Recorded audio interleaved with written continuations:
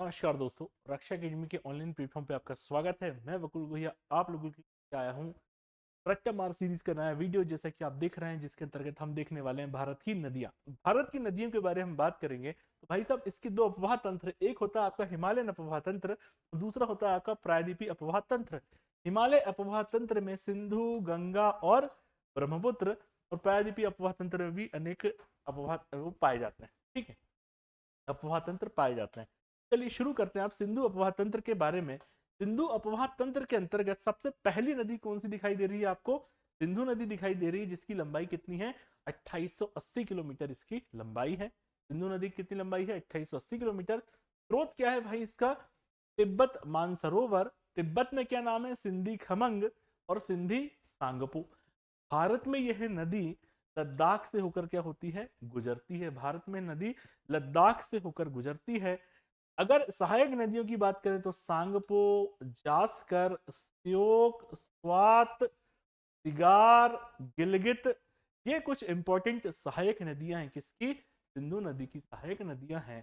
ठीक है, सिंधु नदी सहायक नदियां। देखिए, सारी सहायक नदियां याद नहीं करना है, करेंगे तो भी ठीक है, नहीं करेंगे तो भी ठीक। ठीक है, देखिए टोटल अगर हम बात करें इंपॉर्टेंट नदी की, तो सिर्फ 10 से 15 नदियां बताऊंगा आपको। एक तो पंचनद हो जाएगी आपकी, 5-7 आपकी साउथ की नदियां बताऊंगा, वहीं से क्वेश्चन आने वाले हैं आप।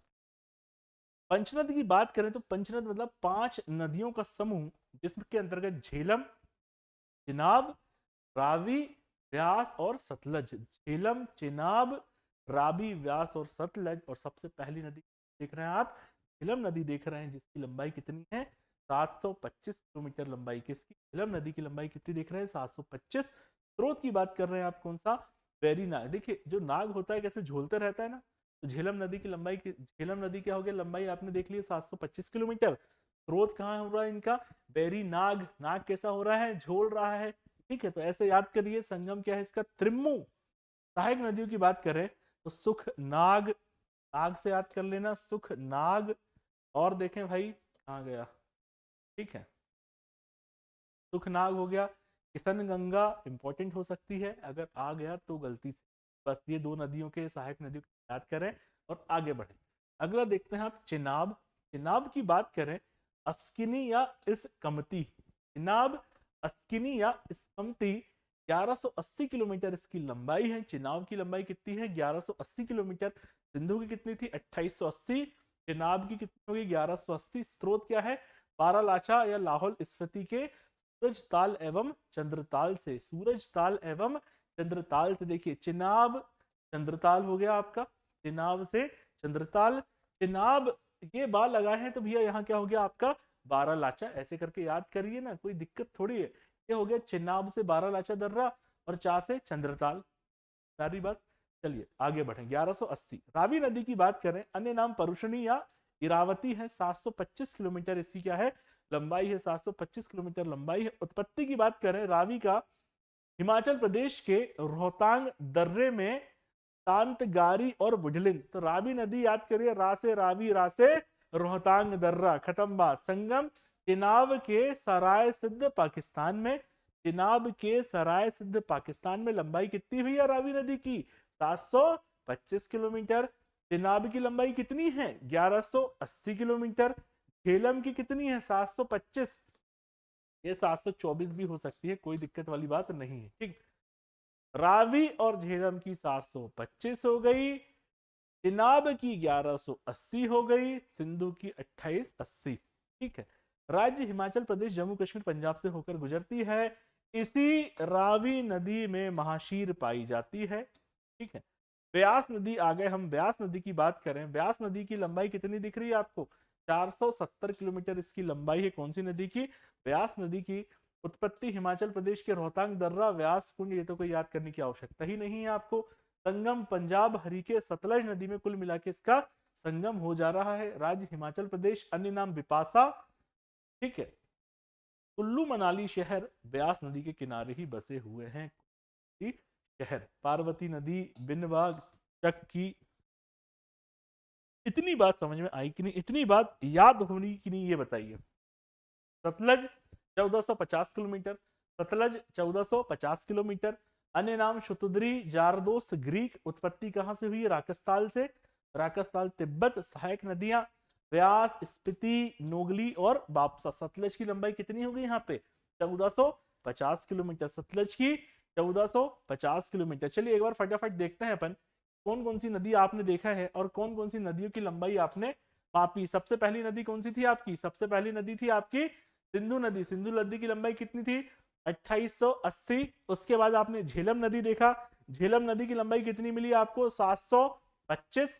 रावी नदी की लंबाई भी 725, चेनाब की 1180 और ब्यास नदी की 470 और सतलज की 1450 किलोमीटर। याद करो, जहां भी देख रहे हो लिख रहे हो एक डब्बा बना के। ब्रह्मपुत्र की बात करें तो भैया 2900 किलोमीटर लंबाई है। संस्कृत में लोहित्य बोला जाता है, ग्रीक में आई डनेस, ठीक है।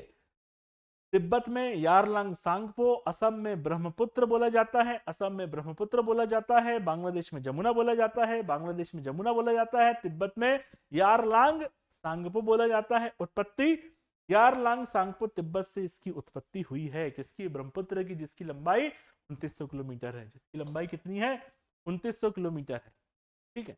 अब देखिए कुछ सहायक नदियों की बात करें, दाया वाया छोड़े सीधे याद करें। अरुणाचल प्रदेश में दिहांग, दिवांग, लोहित, तिखू, ये सब किसकी सहायक नदियां हैं, ये सब सहायक नदियां ब्रह्मपुत्र की। और ये जो नदियां हैं अरुणाचल प्रदेश में बहती हैं, दिवांग, दिहांग, लोहित, ये सब नदियां कहां बह रही है आपके अरुणाचल प्रदेश में बह रही है। ये सब किसकी सहायक नदियां हैं, ब्रह्मपुत्र की सहायक नदियां हैं। असम में धनश्री कहां से निकलती है, पटकाई ब्रुम। पटकाई ब्रुम क्या है, पहाड़ी है। कहां की पहाड़ी है, असम की पहाड़ी है। तो ये पहाड़ी भी पूछा जा सकता है आपसे कि पहाड़ियां है ना आपके सिलेबस में, तो पटकाई बुम कहां की है, तो आप बता देंगे कहां की है, असम की है। कोपिली, कोपिली बराइल पहाड़ियां, ठीक है। और दाएं तट की बात करें तो सुवर्ग श्री हो गई, मानस असम आपको पता है, संकोश असम, जल ढाका और बांग्लादेश में तीस्ता। ये सब कैसी भैया इसकी सहायक नदी, इसकी ब्रह्मपुत्र की सहायक नदियां हैं। मेरे हिसाब से इतनी बात समझ में आई कि नहीं, आप लोगों को आ गई होगी, याद करते चले साथ ही साथ में। गंगा नदी तंत्र, तो भैया गंगा नदी की लंबाई कितनी है आपकी सबको पता है 2525 किलोमीटर, बच्चा बच्चा जानता है गंगा नदी की लंबाई 2525 किलोमीटर। उद्गम स्थल की बात करेंगे आप गंगा नदी के तो गंगोत्री, हिमानी, गोमुख, उत्तरकाशी जिला उत्तराखंड। ऊंचाई 3900 मीटर, लंबाई नहीं है ऊंचाई है, ठीक है। अलकनंदा और पिंडार का संगम क्या कहलाता है, कर्णप्रयाग। अरे एक मान लो नदी ये आ रही है और एक ये आ रही है, यहां मिल रहे तो क्या हो गया, एक कर्णप्रयाग।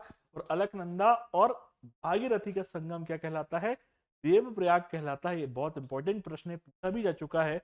अलकनंदा और भागीरथी का संगम देवप्रयाग कहलाता है। और इस संगम के बाद ही गंगा नदी को गंगा नाम मिलता है, ठीक है। अब देखें अपन क्या है भाई, छपरा जो नदी है गंगा जी से मिल जाती है, ठीक है। कोसी नदी जो है बिहार का शोक कहलाती है, सब गंगा की सहायक नदियां हैं। कोसी नदी जो है बिहार का शोक कहलाती है। और कोसी नदी के बारे में एक बात और है कि भैया सर्वाधिक मार्ग परिवर्तन करने वाली नदी है, कौन सी नदी है, कोसी नदी सर्वाधिक मार्ग परिवर्तन करने वाली नदी है। और कोसी नदी को आप क्या कह रहे हैं, बिहार का शोक। दामोदर नदी की बात करें तो बंगाल का शोक कहलाती कौन सी नदी, दामोदर नदी। भारत की पहली नदी घाटी परियोजना दामोदर नदी से ही प्रारंभ हुई थी, कौन सी, दामोदर नदी से प्रारंभ हुई थी भारत की पहली नदी घाटी परियोजना, जिसे बंगाल का शोक भी कहा जाता है। बात समझ में आई मेरी इतनी कि नहीं आई, मेरे हिसाब से आ गई होगी, याद भी होते चल रहा होगा आप लोगों को बढ़िया धूमधाम से। अब देखें भैया प्रायद्वीपीय नदियों की बात कर रहे हैं हम। प्रायद्वीपीय नदियों में सबसे पहले कौन सी देख रहे हैं आप, महानदी। महानदी की बात करेंगे तो महानदी की लंबाई कितनी है, लंबाई भी याद करते चले, साथ साथ में कोशिश कर रहा हूं याद कराने की, आपको भी करना है। 851 किलोमीटर महानदी की लंबाई कितनी है, 851 किलोमीटर। अन्य नाम क्या है, महानद, कनक नंदनी, चित्रोपला, नीलोत्पला, ये सब महानदी की अन्य नाम है। अपवाह प्रतिरूप की बात करें तो आरिखेय अपवाह प्रतिरूप है इनका। शहर की बात करें, कौन से शहर इन नदी किनारे बसे हैं, कटक और पुरी जो है आपके ओडिशा के शहर जो है महानदी के किनारे बसे हुए हैं। लंबाई कितनी है 851 किलोमीटर, लंबाई कितनी है 851 किलोमीटर। उद्गम धमतरी छत्तीसगढ़, मुहाना जगत सिंहपुर, फॉल्स पॉइंट उड़ीसा, बंगाल की खाड़ी। देखिए वापस से कुछ बात यहाँ दी गई है। उड़ीसा का शोक महानदी, उड़ीसा का शोक किसे कहा जाता है, महानदी। पश्चिम बंगाल का दामोदर नदी, बिहार का कोसी, सर्वाधिक परिवर्तित करने वाली नदी कौन सी है? कमेंट करके बताइए। क्या परिवर्तित? मार्ग परिवर्तित। चलिए, महानदी हो गई 851। गोदावरी जी में जाइए। गोदावरी की बात करें तो 1465 किलोमीटर गोदावरी जी की लंबाई है। अन्य नाम क्या बोलते भाई? बहुत इंपॉर्टेंट क्वेश्चन है, यहां से क्वेश्चन बनेंगे ही बनेंगे। जितनी ये नदियां करा रहा हूं मैं, सारी करा देता है कराने को, लेकिन मात्र 10-12 नदी ही करवा रहा हूं आपको। ये वाली जो यहाँ लिखी गई नदियां हैं, यही से क्वेश्चन बनेगा आपका, याद रखना। गोदावरी नदी 1465, महानदी की लंबाई 800 कितनी 51, यही बताया था। ठीक है, दक्षिण गंगा या वृहद गंगा भी कहा जाता है गोदावरी नदी को। दक्षिण गंगा, दक्षिण गंगा या दक्षिण की गंगा भी कहा जाता है। किसको?